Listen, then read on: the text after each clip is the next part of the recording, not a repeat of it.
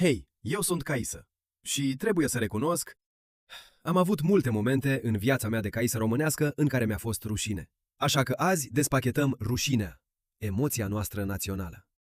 Rușinea apare de vreme. Pe la 3-6 ani începi să te vezi prin ochii altora și îți dai seama că ești observat. Dacă în perioada asta primești des mesaje de genul "nu te duce capul, ne faci de rușine" sau "nu e frumos să te murdărești", creierul le salvează ca pe o regulă de supraviețuire. Trebuie să fiu cu minte și impecabil ca să fiu iubit.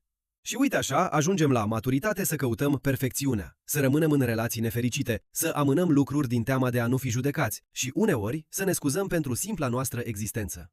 Știința face o diferență utilă între vinovăție și rușine. Vinovăția spune "am greșit", rușinea spune "eu sunt greșeala".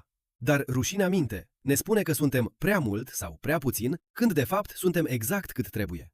Antidotul la rușine este empatia și vulnerabilitatea. Când vorbim despre ea, își pierde puterea. Așa că, gata cu rușinea. Poartă ce vrei tu, cu încredere.